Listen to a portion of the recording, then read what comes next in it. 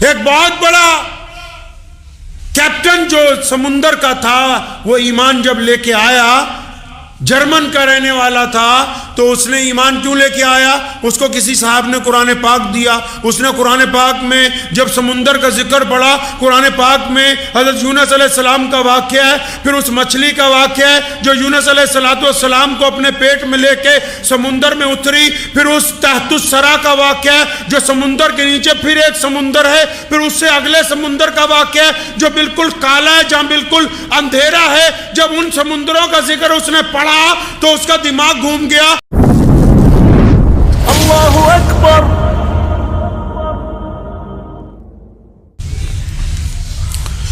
اور رمضان المبارک کی سب سے بڑی عظمت والی بات یہ ہے، سب سے بڑی رمضان المبارک کی خصوصیت یہ ہے کہ رمضان المبارک کا بابرکت مہینہ نزول قرآن کا مہینہ ہے۔ اس عظمت والے مہینے میں عظمت والی کتاب، عظمت والے نبی کو اللہ تبارک و تعالیٰ نے عطا فرمائی ہے۔ قرآن پاک کو پڑھنا، قرآن پاک کو سمجھنا، قرآن پاک کو پڑھانا اور قرآن پاک کو دوسروں کو سمجھانا، قرآن پاک پر عمل کرنا، یہ تمام مسلمانوں پر فرض ہے۔ جس طرح نماز فرض کی گئی، اسی طرح قرآن پاک کے ساتھ رغبت رکھنا، اس کی تعلیم حاصل کرنا، قرآن پاک کے احکامات کو سمجھنا، یہ بھی تمام مسلمانوں پر فرض ہے، تاکہ وہ اللہ تبارک و تعالیٰ کے احکامات کو سمجھ کے پوری دنیا کے سامنے اپنے رب اور رسول صلی اللہ علیہ وسلم کے پیغام کو جو ہے وہ پہنچا سکیں۔ قرآن پاک میں خصوصیت ہے کہ ملک کوئی بھی ہو، زبان کیسی بھی کیوں نہ ہو، حالات بھی کیسے کیوں نہ ہو، اقتدار کسی کا بھی ہو، لوگ جیسے مرضی ہوں، ماحول جیسا مرضی ہو، قرآن پاک کی سب سے بڑی خصوصیت یہ ہے کہ قرآن پاک نے جو باتیں انسانوں کے ساتھ کی ہیں وہ حالات کو دیکھ کے آج تک تبدیل نہیں کی جا سکی۔ قرآن پاک کے احکامات کو تبدیل نہیں کیا جا سکتا۔ قرآن پاک جس طرح نازل ہوا اور جس انداز سے نبی علیہ الصلوۃ والسلام کو عطا ہوا ہے، اب قیامت تک قرآن پاک کے زبر کو زیر کے اندر بھی کوئی تبدیل نہیں کر سکتا۔ یہ قرآن پاک کی خصوصیت ہے کہ اللہ تعالیٰ نے اس کلام کو دنیا کے تمام انسانوں کے لیے دیا ہے۔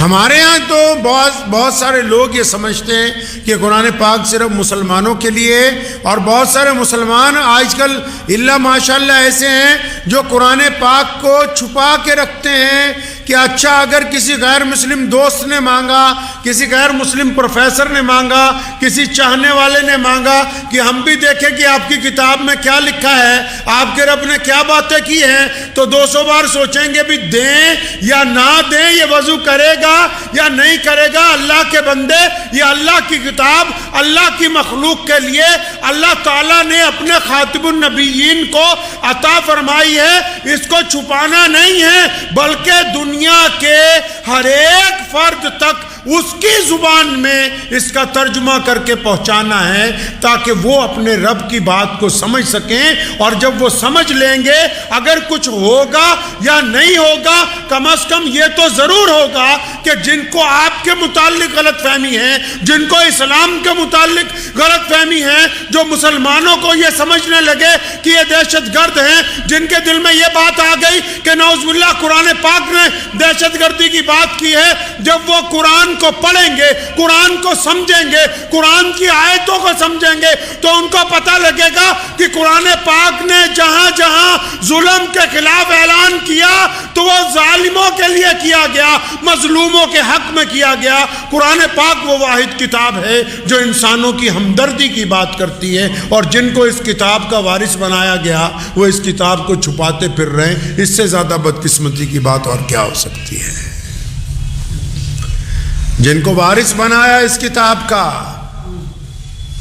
قرآن پاک کی خصوصیت پتہ کیا ہے؟ آپ کو پتہ ہے نبی علیہ الصلوۃ والسلام سے پہلے جتنے بھی رسول آئے ان کو کتابیں دی گئیں، صحیفے دیے گئے، لیکن اللہ کی طرف سے پابندی تھی کہ جس نبی کو کتاب دی جائے گی اس کا حافظ صرف نبی ہی ہوگا، جس کو عطا کی جائے گی اسی کو یاد رہے گی۔ یہ محمد رسول اللہ نے ہم پر کرم فرمایا کہ اللہ نے جب ان کو قرآن عطا کیا تو انہوں نے پوری امت کو حفظ کرنے کی اجازت دے دی، ورنہ قرآن کے علاوہ کسی نبی کی کوئی ایسی کتاب ہے ہی نہیں جو ان کی امت میں کسی نے حفظ کی ہو۔ یہ عظمت بھی اگر عطا کی گئی تو قرآن پاک کو عطا کی گئی ہے۔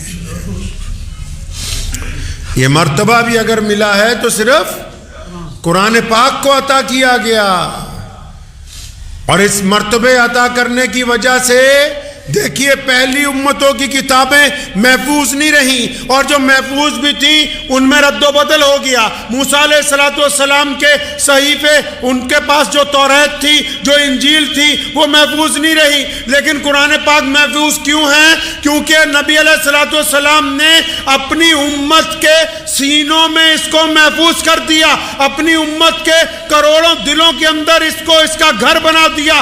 اب کوئی چاہے بھی تو اس کے اوراق میں کسی زبر کو زیر میں، کسی پیش کو نہیں تبدیل کر سکتا۔ کیوں؟ کیونکہ یہ کروڑوں دلوں میں محفوظ ہے۔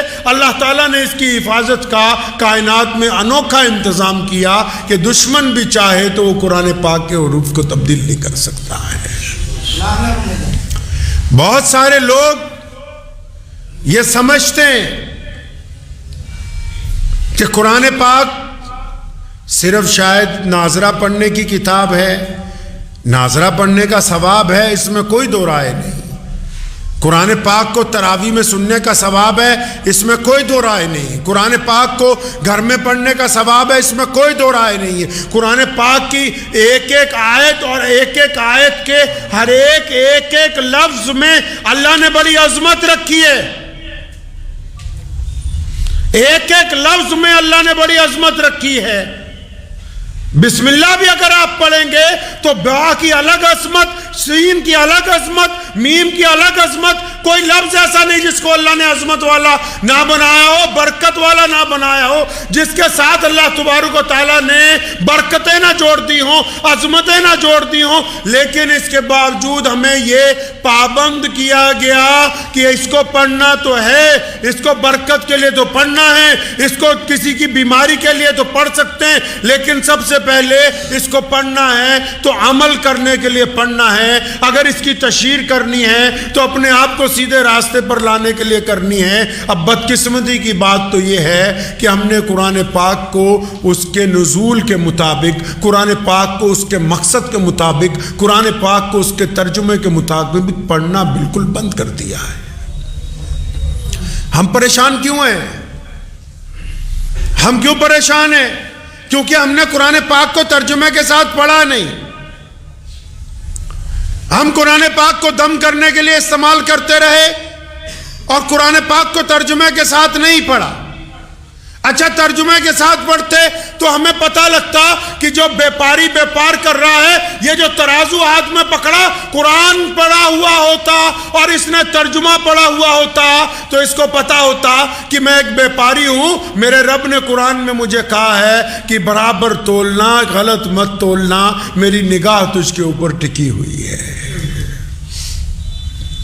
کیونکہ قرآن نہیں پڑھا اس لیے افسر تو بن گیا ہے، اقتدار میں تو آ گیا ہے، لیکن بڑے لوگوں کو خوش کرنے کے لیے کام کرتا ہے، اپنی مرضی کے مطابق قرآن کرتا ہے۔ لیکن اگر قرآن پڑھا ہوتا تو پھر اس کی بات سمجھ آ جاتی کہ میں کلمہ لا الہ الا اللہ محمد رسول اللہ پڑھنے والا ہوں، میں انصاف کا قلم لے کے بیٹھا ہوں، میں کسی کو مسلمان ہونے کی وجہ سے چھوڑ نہیں سکتا، کسی کو غیر مسلم ہونے کی وجہ سے سزا نہیں دے سکتا، بلکہ جو رب رسول نے انصاف کے تقاضے پورے کرنے کے لیے کہا ہے اس کے مطابق کام کروں گا۔ قرآن کیونکہ پڑھتے نہیں ہیں، ہم نے سمجھا ہی نہیں قرآن پاک کو۔ قرآن پاک نے ہمارے ساتھ گفتگو کی ہے بار بار، آج بھی بڑی ذمہ داری کے ساتھ یہ بات عرض کی جاتی ہے۔ آج بھی اگر رمضان آنے والا ہے، 2-3 دن رہ گئے، آپ قرآن پاک کو پہلے پارے سے پڑھنا شروع کیجئے اور اس کا ترجمہ ساتھ میں پڑھیے، اس کی تفسیر پڑھیے۔ یہ دعویٰ کیا جاتا ہے آج بھی پوری کائنات میں اگر کوئی زندہ کتاب ہے،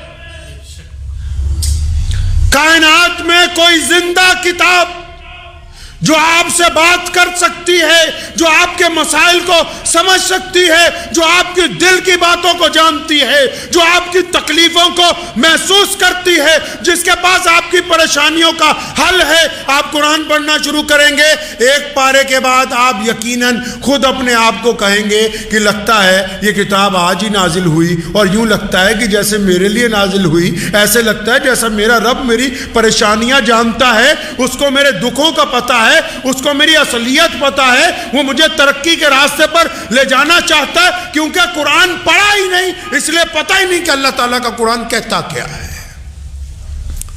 کسی غیر مسلم نے اٹھ کے اگر کہہ دیا کہ قرآن پاک میں نعوذ باللہ جہاد کی آیتیں ہیں، ارے مسلمانوں کم از کم پڑھو تو صحیح قرآن کو۔ دہشت گردی کے خلاف، آتنکواد کے خلاف دنیا میں پہلی سرجیکل سٹرائک قرآن پاک نے کرنے کا حکم دیا، اور اعلان کیا گیا کہ ان غریب لوگوں کی، ان مظلوم لوگوں کی مدد کیوں نہیں کرتے جن کے اوپر ظلم کیا گیا۔ قرآن پاک نے دہشت گردی کی بات نہیں کی، دہشت گردی کی مخالفت کی بات کی ہے، کیونکہ قرآن نہیں پڑھا اس لیے پتہ نہیں ہے، کیونکہ قرآن پاک کو پڑھنا ضروری نہیں سمجھا اس لیے پتہ نہیں ہے، اور ہم نے یہ دیکھا ہی نہیں کہ قرآن پاک چاہتا کیا ہے۔ تعلیم جو آج ہم دلوا رہے ہیں اپنے بچوں کو، پنجاب میں اکثر جب ہم لوگ پروگراموں میں جاتے ہیں، میں تو اپنے ہندو سکھ دوستوں سے اکثر کہتا ہوں کہ آپ اپنے بچوں کو اپنے مذہب کی تعلیم تو دلواؤ۔ آپ نے مذہب کو کٹرواد کا نام دے دیا، مسلمانوں نے بھی، ہندوؤں نے بھی، سکھوں نے بھی، عیسائیوں نے بھی، تمام مذہب کے لوگوں نے مذہب کو کٹرواد کا نام دے دیا۔ اور نہیں، جو بندہ دھارمک ہوتا ہے، جو مذہبی ہوتا ہے، وہی تو اچھا انسان ہوتا ہے، کیونکہ اس کے دل میں اپنے رب کا خوف ہوتا ہے۔ اس کا مذہبی ہونے کا مطلب کہ وہ نیک انسان ہے۔ آپ اپنے بچے کو قرآن نہیں پڑھانا چاہتے تو آپ کا بچہ بھی آپ کی قدر نہیں کر سکتا۔ کیوں؟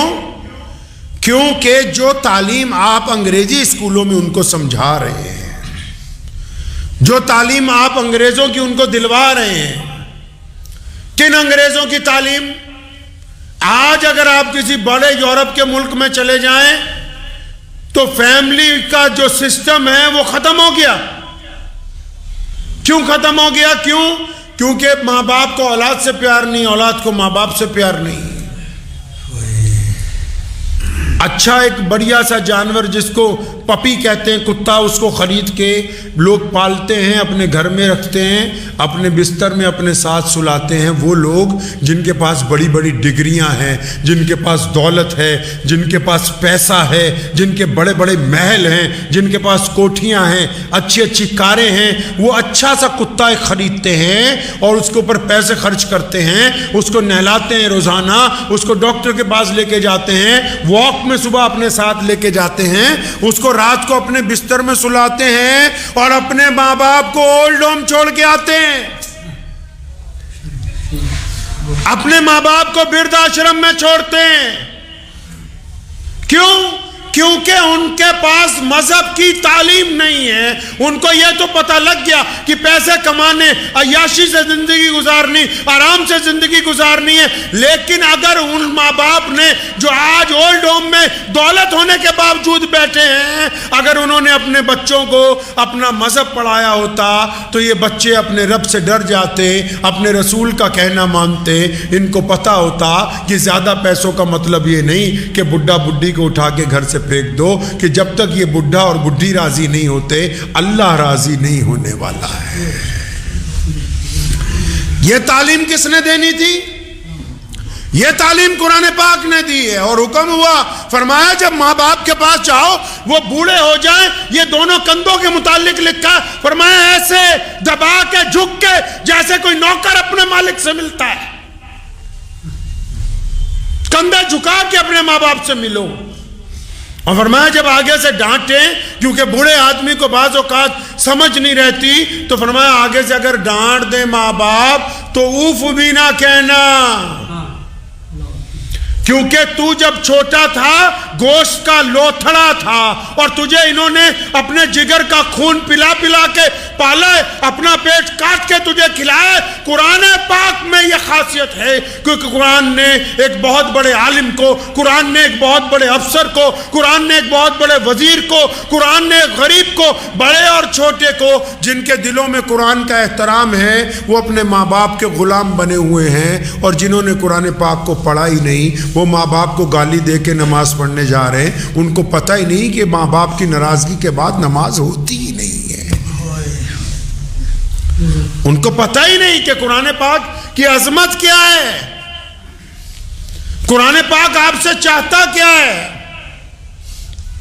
قرآن پاک نے کوئی بات ہی نہیں ہے ایسی, آپ جائیں آپ کہیں میں سائنسدان بننا ہوں, قرآن کہتا ہے سائنسدان بن گئے, اور اللہ تعالیٰ نے پھر اس کے رموز لکھے.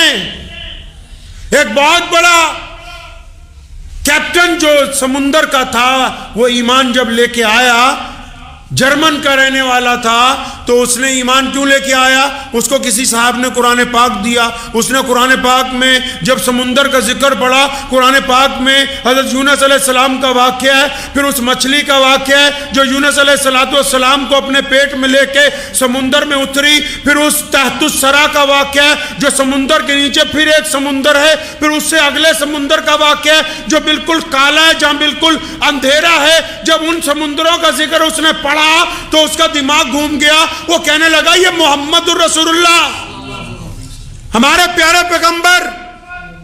کیونکہ غیر مسلم دوست بہت سارے یہ سمجھتے ہیں کہ شاید قرآن پاک محمد رسول اللہ کی کتاب لکھی ہوئی ہے. نہیں, قرآن پاک تو محمد رسول اللہ کو اللہ نے دیا ہے, یہ اللہ کی کتاب ہے. جب اس نے یہ واقعہ پڑھا سمندر کا, تو اس نے نبی علیہ السلام کی زندگی پر کتابیں منگوا لی کہ میں یہ پڑھوں گا کہ وہ کون سے جہاز میں بیٹھے تھے, کون سے کپڑے استعمال کیے تھے, کس طرح آج سے 1450 سال پہلے سمندر کے نیچے چلے گئے. ان کو کیسے پتا ہے کہ سمندر کے نیچے ایک اور سمندر ہے, کہ میری زندگی تو 50 سال گزر گئی, مجھے پہلی طے کا پتا ہے, مجھے پتا ہے کہ اس کے نیچے ایک اور جگہ ہے, لیکن ہم جا نہیں سکے. یہ قرآن کیسے باتیں کرتا ہے کہ اتنی نیچے جا کے تحت الثری میں وہ اتر گئی یہ مچھلی. تو وہ بڑا حیران ہوا, کہنے لگا محمد رسول اللہ کی زندگی پڑھنی ہے, کون سی کشتی استعمال کی, کون سے کپڑے استعمال کیے, کون سی گیس استعمال کی. اور جب کتابیں پڑھی پتہ لگا پیارے پیغمبر تو کبھی کشتی پر سوار ہی نہیں ہوئے, پیارے پیغمبر نے تو کبھی سمندر کا سفر کیا ہی نہیں. تو اس کو کسی بتانے والے نے بتایا یہ کتاب اللہ کی کتاب ہے, یہ محمد الرسول اللہ پر نازل کی گئی ہے, اس میں دنیا کے آخرت کے تمام راز اللہ نے اپنے محبوب کے اوپر کھول کے بیان کیے ہیں. تب اس نے کہا کہ بے شک میں اس بات کو ماننے کے لیے تیار ہوں, سمندر کا ماہر ہونے کے باوجود, کہ اگر کوئی سچی کتاب ہے تو محمد رسول اللہ کو عطا کی گئی قرآن پاک ہے. مجھے امید ہے کہ آپ کو یہ ویڈیو پسند آئی ہوگی. اگر پسند آئی ہو تو یہ آپ اپنے دوستوں کے ساتھ شیئر کریں اور اس چینل کو سبسکرائب ضرور کریں.